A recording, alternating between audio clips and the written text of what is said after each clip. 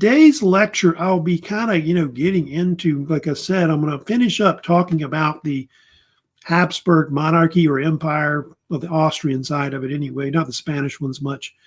And I will get into the rise of like the Kingdom of Prussia, which is going to kind of come about by the 1700s. So I'll get into them today. So we're still pretty much on the same topic that we were before from last week. Later on, I am going to have some kind of an assignment coming up, of course, about this period that we're doing on the age of absolutism.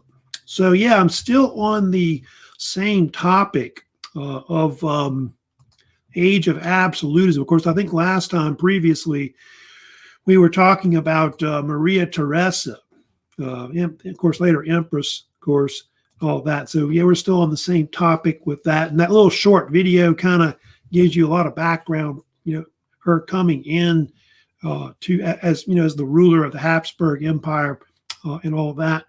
But yeah, she was the only female, ruler that they had of the Habsburg Empire. I guess her reign is usually from about 1740 to about 1780. Those are usually the years that they give for her. About a 40-year reign overall. Remember, Charles VI, of course, didn't really have any. He had like just two daughters. He didn't even have a brother he could have given the throne to. So that was kind of a controversy. But remember, he came up with that pragmatic sanction in 1713 to allow her to reign. Of course, a lot of states kind of supported it, and there were some that did. And I'll get to Prussia. Like Prussia didn't really support it in the end with Frederick the Great, and those two ended up in a war later. So her early reign, at least the first maybe 8 years of her reign, were kind of difficult because of other states trying to take her power away from her in her lands, of course. She's got all kinds of titles. I think I kind of mentioned some of that in that little short video. But yeah, Archduchess of Austria, that was usually her title. She went by Queen of Hungary, Queen of Bohemia, etc. Later on, she is also Holy Roman Empress, but through marriage. She marries this guy named Francis Stephen of Lorraine, who later called Francis I, also called the Duke of Lorraine originally. He'll be the Holy Roman Emperor from 1745 to 1765, so about a 20-year period overall. And they didn't really go into the video about that, but her husband didn't really have any real power. He was kind of a figurehead because she controlled all the lands and all the titles and all that. And so she basically was, like I said, a figurehead under her. She had the real power, more or less. So that's something you don't really see too much in early modern Europe at the time, females having so much power as a whole. They kind of started talking about some of her reforms in that little short video, but those are some of the things that Maria Theresa did as the ruler of the Habsburg Empire. She modernized the military, which I guess she was kind of forced to because of various wars that broke out. Like there was the War of the Austrian Succession I'll kind of talk about later, where she fought Prussia, mostly in Silesia. So she had to kind of revamp her military. She had a council of state, which was mostly a series of advisors that basically worked with her to advise her on how to run the state and all that. Because remember, she was an absolutist. She also revamped the educational system. Her and her son, which I'll get to later, were mostly involved in that. And then she was very conservative ruler. Like she was pretty much pro-Catholic. She was not too keen on like other religions, like Protestants and especially Jews. Although her son later will kind of change all that when he becomes the actual main ruler later. There's a slide here, but she was known for having a lot of children. I think she said with all the children and the grandchildren and all that. She had 56 children, grandchildren. That's a lot of family there. 16 children itself that she had total. I think she had 11 daughters and 5 sons. Which is a lot. Some of them were famous. Two of them were emperors, Emperor Joseph II, Emperor Leopold II, were rulers of the Habsburg Empire and also the Holy Roman Empire. And she also was famous for Queen Marie Antoinette. You know about her, originally known as Maria Antonia. It's one of her famous daughters, and she would go on to be the Queen of France. She married what would be later Louis the 16th. And you probably know about her later. She, of course, she and her husband later were executed during the French Revolution. Just kind of tragic about that. And Marie Antoinette was kind of like this. I'll get to it later, but it was kind of like a political union that was created between France and Austria, like an alliance, and that's why the marriage took place and all that. She was also an enlightened despot, which you see on the bottom there. That's something that was quite famous about her, especially her and her son, Joseph II, I'll talk about later. So she and her son kind of began to kind of modernize the Habsburg Empire. Joseph even I think by Joseph's time, I know they began to standardize German as the main language of the whole empire. Although that's kind of a controversy. I'll get to later about that, maybe if I have time. But yeah, she was invaded. Of course, Simon Whistler in that little short video was talking about the fact that she had a hard time at the beginning of her reign. She got invaded by Frederick the Great, who was, by the way, her main nemesis. In fact, she hated Frederick the Great. In fact, she, I think, called him at one point, "that evil man," was the famous quote. And Frederick wanted to seize control of Silesia, which had a lot of minerals, like a lot of mineral deposits there, which they could use to expand their kingdom and all that. And I think it also bordered with Poland was the other reason they wanted it. And so Silesia was like in the northern part of Bohemia, and that touched off the so-called War of the Austrian Succession, which the Prussians called it the Silesian Wars. It was really Frederick's most successful war he was in. And she never got it back. She never got back Silesia, and that was one thing that was really a thorn in, I guess, her side, Prussia. And that's why Austria later allies with France, because of Prussia. Of course, then I need to talk about Joseph II. Joseph, of course, her oldest son, he'll co-rule with her actually for about 15 years, because his father, Francis I, died in 1765. And so Joseph II became the Holy Roman Emperor. And then what would happen is after she died, after Maria Theresa died, he would be sole ruler by himself for about 10 years. You can see there, 1780 to 1790. I forgot to mention this again, but all the children, like her and her children, they started a new dynasty, which is called the Habsburg-Lorraine dynasty. They usually combine the name because of the fact that Francis was, the Duke of Lorraine. So they adopted that name with the actual title. So they don't really use the term Habsburg anymore. It's usually Habsburg-Lorraine. Some people even say Lorraine for short.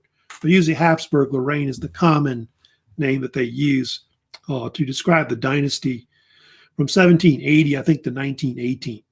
So up like World War I, pretty much. Latasha's joining us this morning. Hey, good.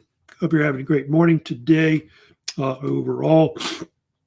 So yeah, let me go ahead and move on to talk about, there's of course another slide if you want to look at, of course, Frederick the Great there. So yeah, let me talk about also Joseph II. These are some of the other rulers that come in later that are important right here. So there he is, Joseph II. Joseph II is very famous for being an enlightened despot. In fact, he's the most prolific one of the enlightened despots in the Age of Enlightenment in around the 18th century overall. A lot of his reforms had a nickname. They were called Josephinism because of his influence, and I think also the fact that a lot of the nobles, some of the nobility didn't like the reforms. They thought maybe he was going too far with some of the changes that he was trying to do in in Prussia, excuse me, and the Austrian Empire, or really Habsburg Empire, actually, excuse me. And so, yeah, they had Josephinus. It was like the collective domestic policies of him that were there, which, like I said, some of them were kind of radical for the time. You can see there's a list of them right there, some of the things that Joseph did throughout the Habsburg Empire. He abolished serfdom, which, it's something that a lot of these countries in Europe started doing at the time. A lot of the nobility didn't like it at first, but that's something that he did.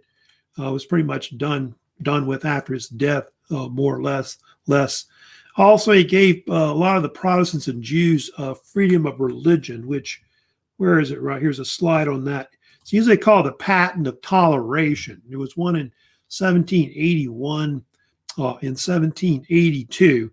The one in 1781, Patent of Toleration, was it gave religious freedom to, I believe, Protestants first, is what it was.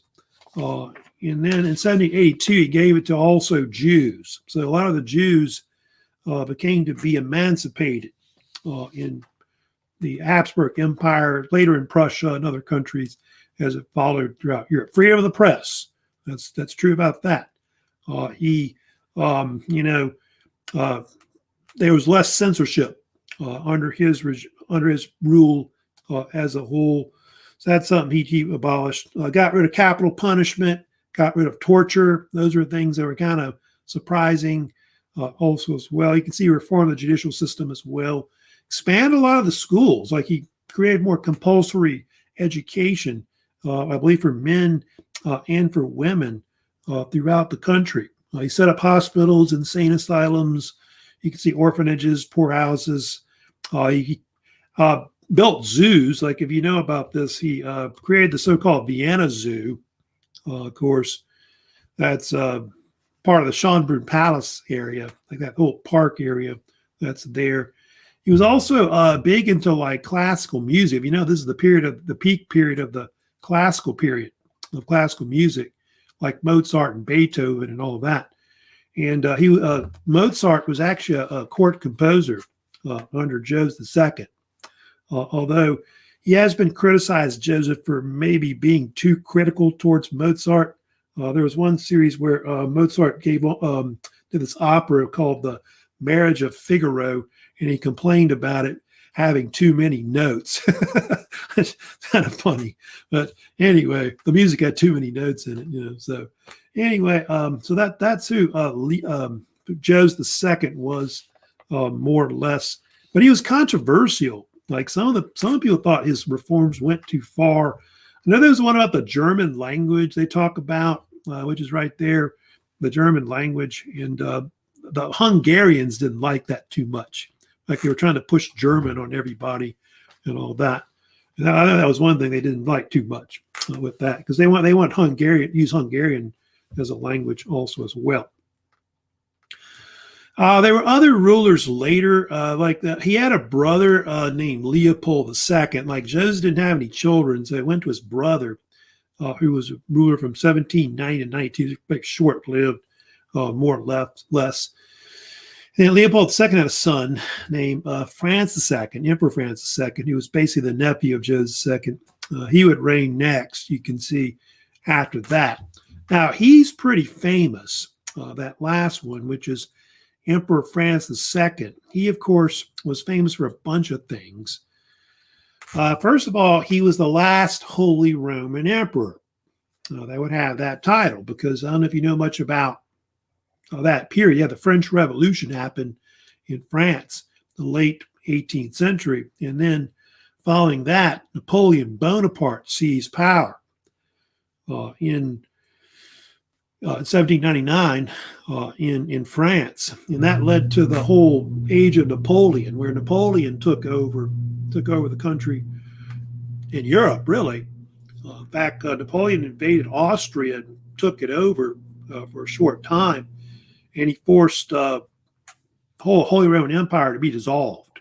And so Francis II stepped down as Holy Roman Emperor. So he's no longer that. And you'll notice on right here, he actually becomes Francis I, Emperor of Austria. So after that, a lot of the rulers of the Habsburgs become Emperor of Austria, is the title that they actually go by. And so that's why it changes. You'll see that later. They'll go from he'll be called Francis. Yeah, he'll be called France second, but he goes back to being France the first because he's the Emperor of Austria. In the 18th century, the name of the Habsburg Empire kind of goes through different changes. They call it the Austrian Empire, I think, at one point. And in 1867, they had what they call the Austro-Hungarian Empire kind of forms around 1867, and it goes up to 1918. And that was like a dual monarchy with Hungary, which I'll talk more about later when I get to the 19th century, more or less, because those two states basically were the only states that really had any power in the Habsburg Empire. And France is basically, and some of these other emperors later, they'll be basically the Emperor of Austria and the King of Hungary. That'll be their main titles.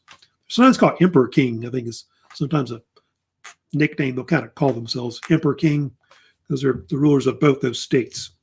But they're kind of separate, and they even have their own separate parliaments, but they have their own military together, which is kind of weird later. They had numerous rulers. I don't think I'm going to go through all the different rulers of the I could probably go through a bunch of those, but the most famous ruler they have later of the Habsburg-Lorraine dynasty is Emperor Francis Joseph I. He reigned the longest from 1848 to 1916. I think it's like 67 or 68 years that he reigned. I think I told you he's the one who was born in the Schönbrunn Palace and he died in the Schönbrunn Palace.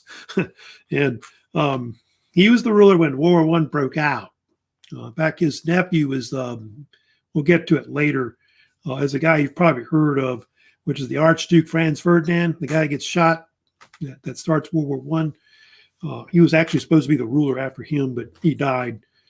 I think he had a son named, I think he had like a relative name, or maybe it was a nephew, I think it was, named Charles I, I think, that reigned later. They had one more later after that, I think. But he was the most famous ruler they had. But that's enough about, talking about the Austrian Habsburg Empire, but they had with that. I need to, of course, move on today, and I need to talk about the rise of Prussia. We need to get into, of course, and talk about that today overall, and who they are. The Prussian state, is called different names. Brandenburg Prussia is a common name that they usually use for their state, which develops in the 17th century.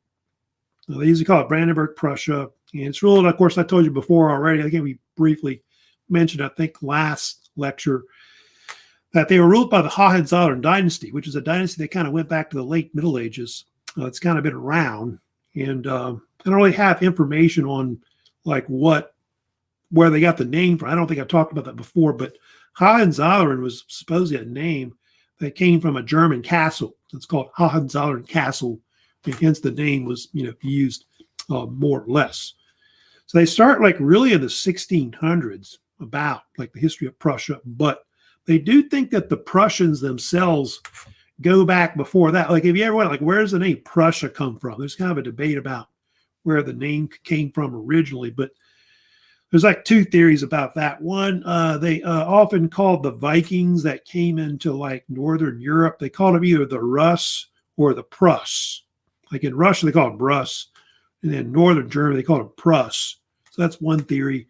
Then later, they had medieval knights that I believe were part of, I think it was the Teutonic Knights, I think, of old, in medieval times, late Middle Ages, I think they were called Old Prussians or something like that.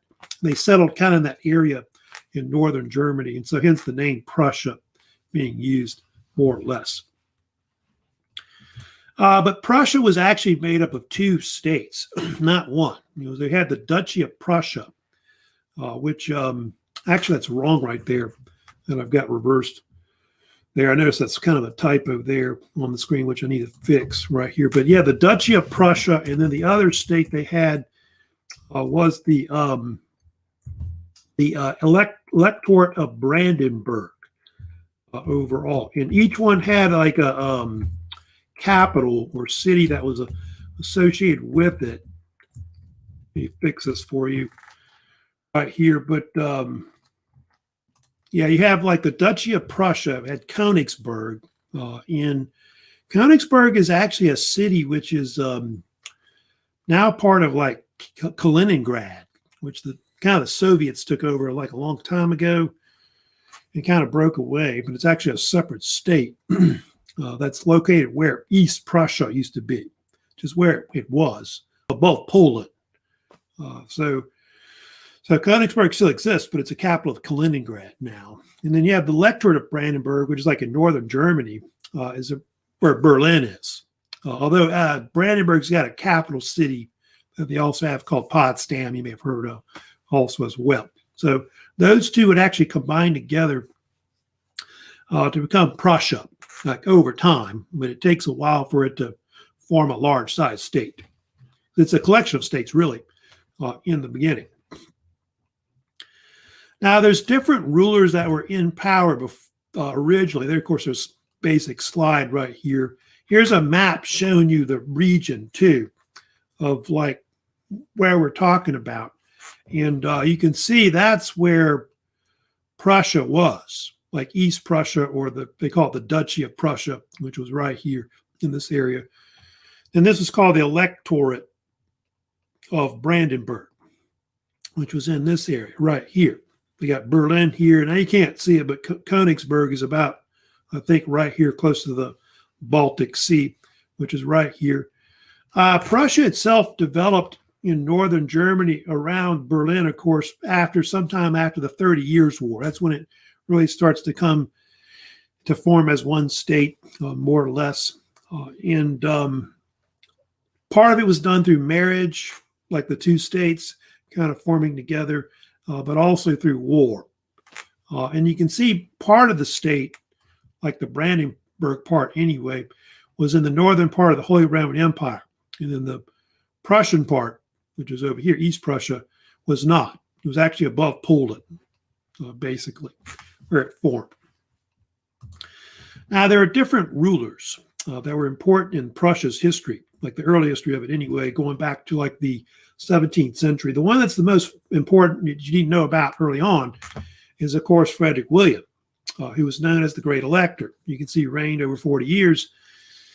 And he is very important. He is considered to be Prussia's so-called father, the father of the Prussian state, pretty much would create later what would be the Kingdom of Prussia that would follow later. He was not a king, basically. He was like a duke, like the Duke of Prussia. And then, of course, he was also called the Elector of Brandenburg. Why was he called Elector? Well, within the Holy Roman Empire, there were these princes or electors that would elect the Holy Roman Emperor, which I think they were elected up to maybe 9 at one point. And so Prussia was one of those states that would usually vote who would get the position of Holy Roman Emperor, which was elected. But usually it would go to pretty much the Habsburgs. They pretty much controlled it for like 300-something years. I think there was only one guy that I think got at one time was Charles Albert or something like that, I think was his name. And he was like a non-Brandenburg. That's about it, more or less. And you can see there that he was known for a lot of things. He developed their military. So a lot of the traditions of like Prussia, like the traditions of the Prussian military and the Prussian army, all pretty much begin under Frederick William, who went back to like the end of the 30 Years' War and all that. And most of the officers that were in the Prussian military were called Junkers. That's how they pronounce it, which are these German noblemen. It actually means young noble, I think is what it means in German. And a lot of these people he kind of wooed and was able to gain power from it by giving them, like it says, tax breaks. They didn't have to pay as much taxes. They did this in France too, also as well, where they limit the taxes on the nobility and all that, so that the crown would have more power and all that. So he's really where Prussian absolutism really starts at that point. And that's why he's called the Great Elector, because he was just this great Prussian leader in military, like kind of like soldier type, leader as well. So from there, what's going to happen? You're going to have the kingdom of Prussia is going to come in. Like after he dies, he'll have a son that'll come in, and he'll be the first king of Prussia that you'll have, Prussian king. And Prussia was a kingdom from 1701 to 1918. So it's around for over 2 centuries, more or less up to World War I. They had 9 rulers total. All 9 were kings, like Prussian kings. And then the last 3 were emperors of Germany, if you know about this, which were called a Kaiser, which a Kaiser was a German term for emperor, which evolved from the term Caesar, more or less. The Prussian rulers, by the way, reigned from Potsdam, not Berlin. It's kind of like a suburb almost of Berlin now, but it's close to Berlin. But it's the capital state of Brandenburg, which Germany is divided up into multiple states, kind of like the United States is. And Berlin is just the capital later of Germany, like the German Empire and Germany, Third Reich, and other states they have, the Weimar Republic that they have later in Germany that you've probably heard of more or less. That's where they have all their palaces. I think I've got a video I might show you later on Sanssouci as an example. One of those palaces built by Frederick the Great, Potsdam, all that. Yeah, let me go ahead and go through some of the different kings, of course. I'm going to first talk about Frederick I. You see there, King Frederick I, and then King Frederick William I. We'll talk about them. So let me get into Frederick I. And he, of course, was the first Prussian king that you have. Although you can see there, you'll notice that, I don't know if it says exactly right there, but it's actually King in Prussia, I think is the title that actually goes by more or less. So he was the first Prussian king to come to power, more or less. And he actually was recognized by Leopold, the emperor of the Holy Roman Empire at the time. And we're back on the screen there. Yeah, Leopold I. And there was apparently a treaty signed between Prussia and the Holy Roman Empire that was called the Crown Treaty, which came out around November of 1700. And the Holy Roman Empire said that they would recognize Prussia as a kingdom if they would support the League of Augsburg against Louis XIV. There was a war getting ready to break out in Europe at the time, around 1701. That was later called the War of the Spanish Succession. You may have heard of this war. It was a war that was started because of the fact that the King of Spain, Charles II, was childless, didn't have any children.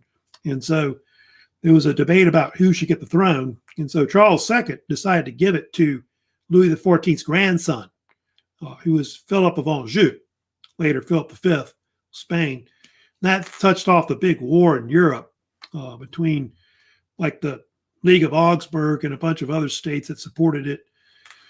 But the Bourbons ended up winning. You know about that. The Bourbons took over Spain, and so Bourbon went Spain, and that was really something that created a lot of animosity between France and other countries and all that. So what happened was because of that, Frederick got crowned King of Prussia, but it's not King of Prussia. King in Prussia, of course, was the title that he actually went by, and that's because of the fact that Prussia was a kingdom, not in the Holy Roman Empire. He was in like above Poland, pretty much. And then he was still the Duke of, that's not right. He should have been the Electorate. That's a typo there. But he was Electorate of Brandenburg, was his, of course, title that he went by. It should be Electorate. He should be the Elector of Brandenburg. He should have fixed that. But anyway, so he's crowned on January 18th, 1701. That's usually the date, of course, of when Prussia starts as a kingdom overall. So he's not known for too much, except for starting, the Prussian kingdom at that point as a state. His son and grandson would be, of course, more famous, which, or Frederick William I, and then you got Frederick the Great, who will come in later overall. So you got Frederick William I. He was also king in Prussia too, like number 2 by that title as well. And Frederick William I was the most absolute of the Prussian rulers that you'll have. You can see he reigned 1713 to 1740. He, of course, was known for being really conservative, very staunch conservative, so much that he was kind of a mean guy, like a mean character, if you really read about him. Very ornery. And he was known as the Soldier King, as you can see there. Soldier King, common nickname. And he was called that because he was very militaristic. Didn't really fight in too many wars. But during his reign, he began this staunch expansion of the Prussian military, which I don't know if you know much about Frederick William I, but he started what they call the Canton system. You may have heard of the Canton system, Canton, Canton system. It's a draft system he started throughout the Prussian state to draft soldiers into the military. And they would divide up like Prussia into like military districts called a canton. And they would draft so many soldiers from each state. And there were so many soldiers in their army that by the time of his end of his reign, by the time Frederick the Great came in, he had something like 80-some thousand troops, which was the 4th largest army in Europe at the time. This is out of a population of 13 in Europe. So 1 in 28, you see there, was actually in the military in Prussia. Like if you compare it to something like England, you probably had 1 in 300-400. That's pretty amazing. So Prussia more or less was like this military state. And there was a common saying that they used to say about Prussia a long time ago because of their military traditions. They used to say that Prussia is not a state that possesses an army, but an army that possesses a state. They don't know who said it, but it's a common saying, about the Prussian state, more or less. Also, he was kind of obsessed with this regiment he had, which was kind of like an imperial guard that was called the Potsdam Giants. Some of the Germans even called it the Longfellows or something along that line. And it was this Prussian infantry regiment of very tall men that were somewhere between 6 and 7 feet tall. Kind of ridiculous. Some of the men were even I think there was one guy he found in Ireland or somewhere who was 7'1", which was kind of crazy. And it was really used as like a show thing, to show off these men. It wasn't really used in battle. They were kind of impractical as a unit, but it's kind of like these imperial guard that they have later, like Napoleon has. Napoleon had I think kind of guard like that as well, usually composed of more taller men. And I think the minimum height was actually 6'2", which that's around what my height is. And so he actually would send recruiters out throughout Europe and try to find people that were really tall to join it. I think it was even a case where they kidnapped people and forced them to join it. And it had a mascot too, the Potsdam Giants, like us, which was a bear. The URCC has a bear as a mascot. So kind of a bizarre thing, with Frederick William, but he was very, very staunch military guy.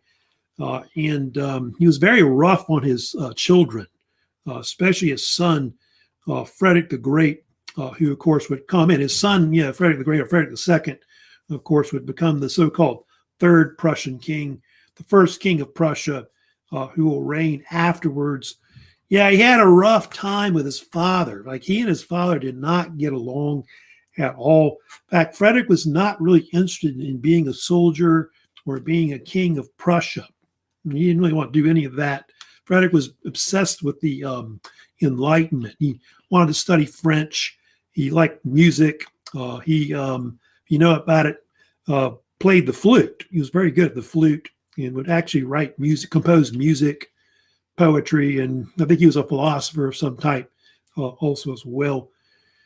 And there was a case where he tried to run away. Like in 1730, he actually tried to flee the country. I think he was going to go to England or some country. He was going to, maybe France, maybe flee to France or something like that.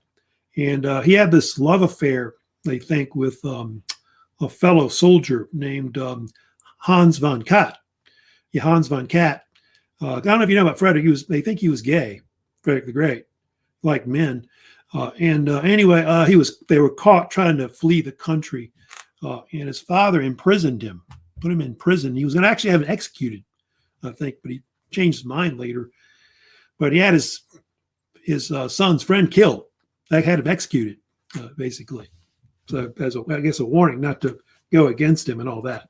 So, but later on he changed. Like when Frederick, came to power, he became, a pretty good ruler, better than his father. So that's the next thing I want to get into, of course, and talk about, which is, of course, the rise of Frederick the Great, who, is considered to be really one of the greatest rulers, of course, in Germany, in German history, like modern German history with the Prussian state, more or less.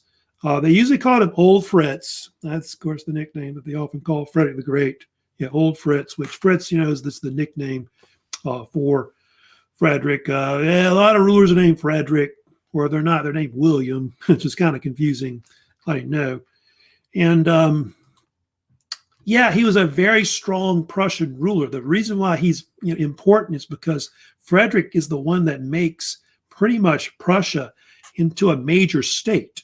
He actually combines all the Prussian lands into one large-sized kingdom, which nobody had really quite done before. And so that's something he pretty much is known for at the time. Yeah, he was an enlightened despot. That's something he's known for. He was a reformer, like Joseph II was.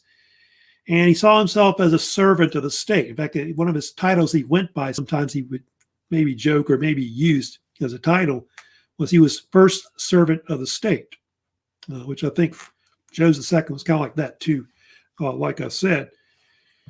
And he also, like I said, was, into French culture. Like if you know about his court, and a lot of the court of the Prussians, they were obsessed with the French because the French were so advanced compared to everybody else in Europe. And so everybody would have to speak French, pretty much. Like I say, he wrote music and played the flute. He wrote a lot to a lot of enlightened thinkers. He had a very close relationship with the philosopher and writer and lawyer Voltaire in France. He and him kind of corresponded for like 30 years or more, back and forth. And Voltaire even came to live with him, like his palaces in Potsdam and all that. They actually kind of quarreled, though. It was kind of an uneasy friendship between the two. These are some of the reforms that Frederick was known for. He pretty much, like Joseph II, created compulsory education for all males and females in Germany. So that's something that he did. I think it's under like the Germans, they start dividing the schools up into two main schools that you could go to.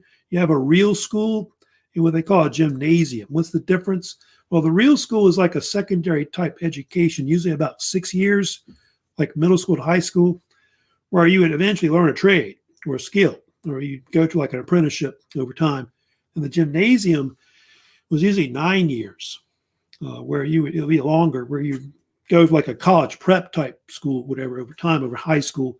And then from there, you go to like a university, more or less. So they still have this in Germany. A lot of other countries do this too, throughout Europe and parts of the world, also as well.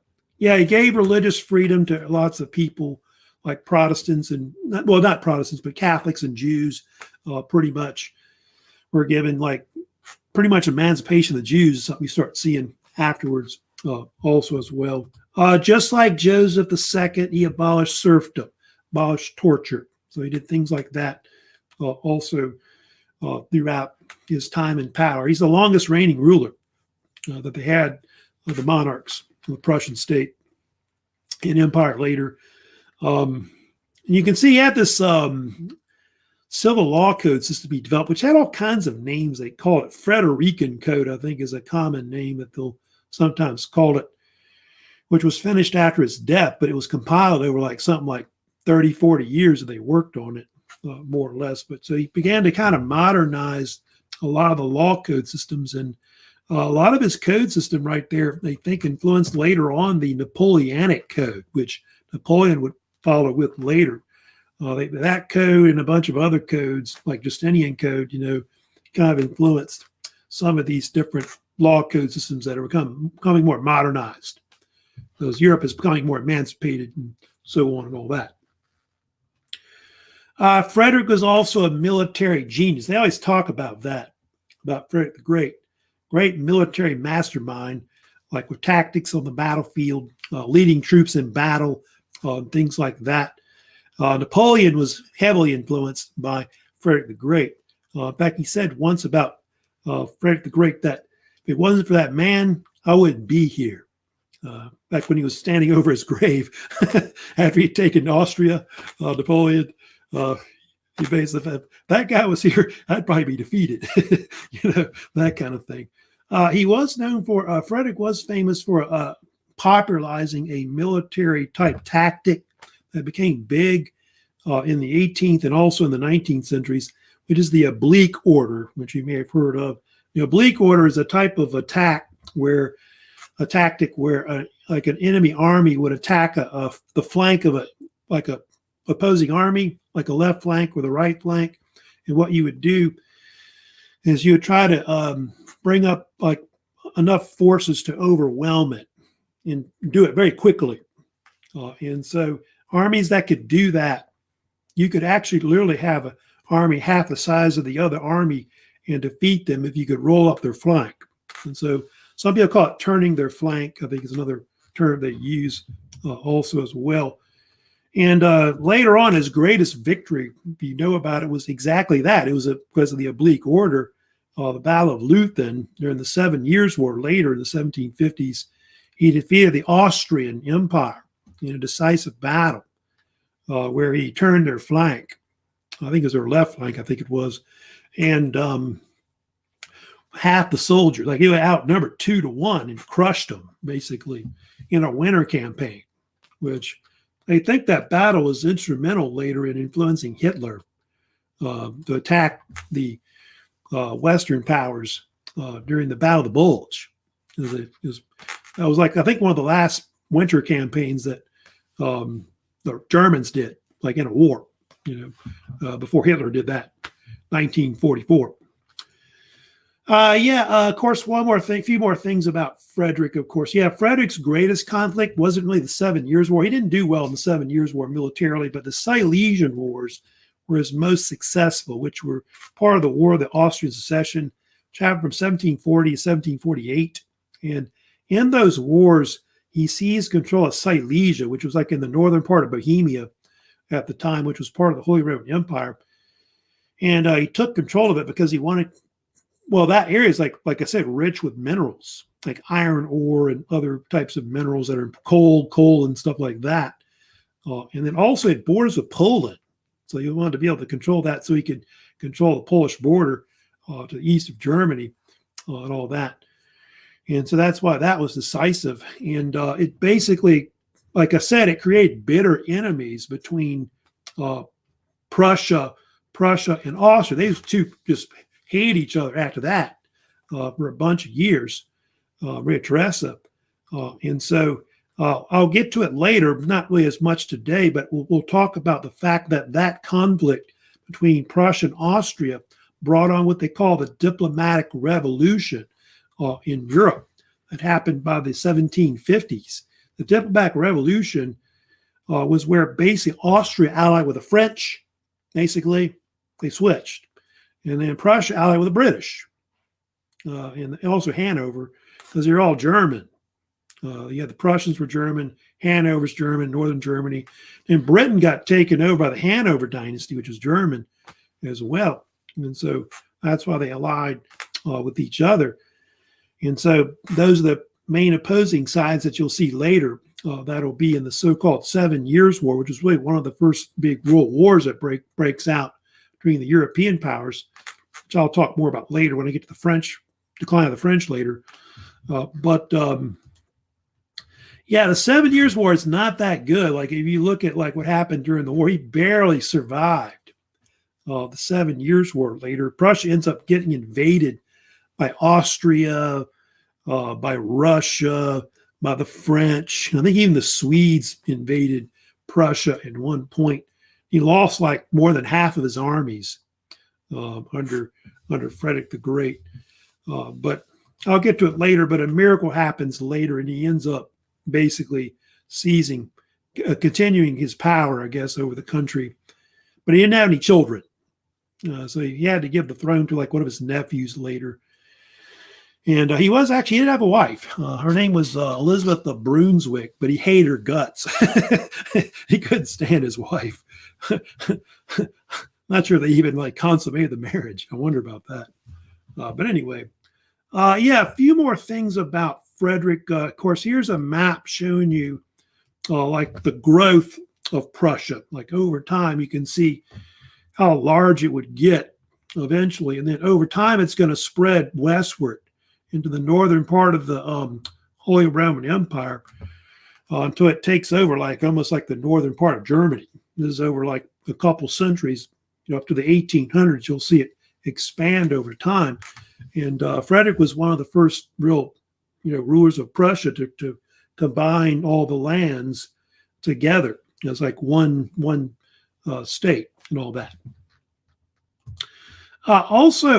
Frederick was also known for his various palaces. Let me get to this one first. Of course, that one was the New Palace at Potsdam.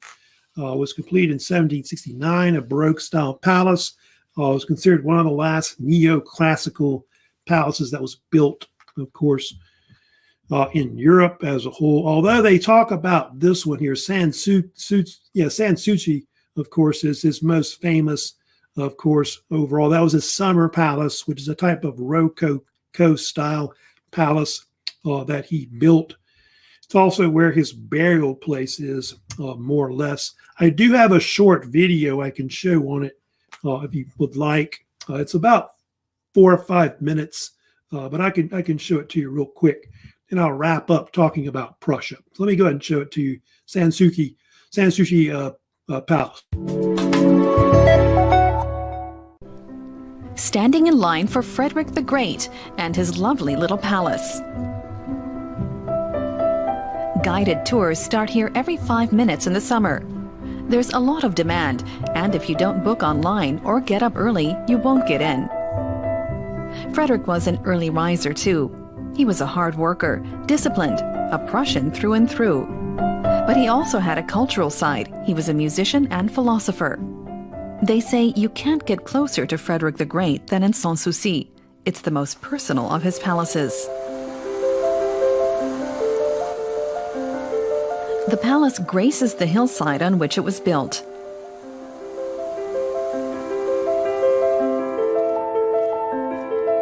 The nearby windmill was already here in 1743 when King Frederick and his court stopped here for a break.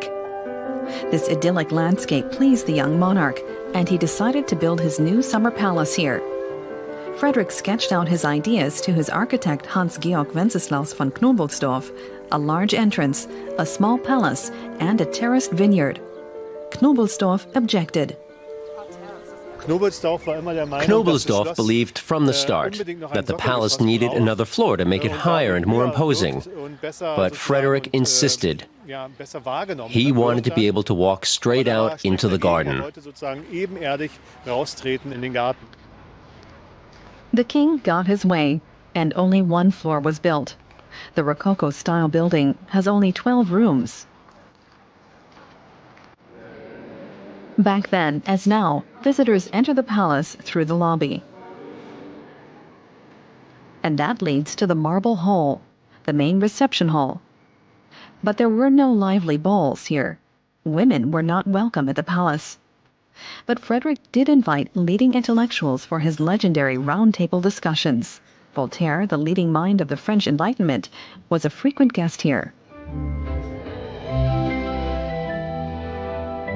Frederick loved spending time in his library. He had more than 2,000 books. Not one of them was in German. His mastery of the language was inadequate. French was the language of the royal court. Sanssouci is a much more intimate building than the Baroque palaces that other monarchs were building at the time. Im 18. Jahrhundert In the 18th century, what impressed people was the palace's comparative modesty, that this great war hero should live so simply. They were also impressed that there were no guards. Within limits, it was a public building. People could look through the windows or walk through the garden. This was in stark contrast to other 18th century courts. Maybe visitors back then would have seen the king playing his flute in his music room. He practiced every day. He also composed symphonies and other pieces, which were performed by small chamber orchestras. Frederick on the flute, Carl Philipp Emanuel Bach on the harpsichord. There used to be apple and pear trees where the trained yew trees are now. And there were real walnut and sweet chestnut trees next to the vineyard. There were pineapples and strawberries. And as you can see behind me, the vines and figs were behind glass, so that the fruit could be harvested earlier.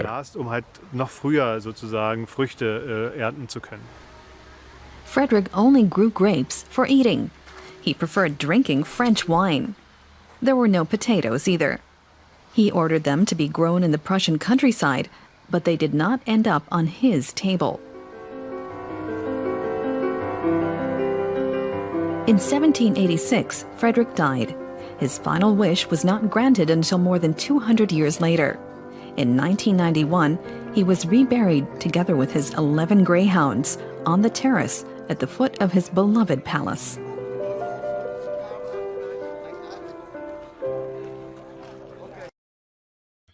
All right, of course, there a little video, of course, on Frederick the Great, his palace, of course, that he liked a lot. But anyway, yeah, a few things I can talk about real quick. Of course, more about Frederick the Great before we go. Yeah, a few more things that I didn't really get to talk about. Yeah, they had other Prussian rulers too later. Frederick William II, Frederick William III, and Frederick William IV would follow. They, of course, were related through one of Frederick the Great's nephews. That would, of course, come in later that we have. So you had those three. They also had three more, of course. Also, the emperors of really the German Empire, because Prussia kind of helped form the German Empire in 1871, which lasted to World War I, which ended in 1918. So you had three more later on. They were also kings of Prussia, which, of course, Wilhelm I, or William I, if you want, Frederick III, and then Wilhelm II. You probably heard the most, of course. Last German monarch, all were Kaisers, or German emperors that they had, of course, of Prussia. So yeah, I don't think that really know those. I think later you'll probably have to know more about maybe Wilhelm II the most that we'll talk about later. But anyway, before we go, of course, I did want to remind you a few things. Of course, I don't forget about that video quiz, of course, on Hernan Cortez that I've posted. Of course, 2 quizzes. That's due. I think I may have pushed it back a couple days. I usually give you more time on it, so I'll leave it open for a couple more days to get that done. We are going to be having a assignment coming up later on the age of absolutes. I think on what is Thursday, I'm going to get into Russian absolutes. That's really the last topic I'm going to have. So there'll be a quiz on that.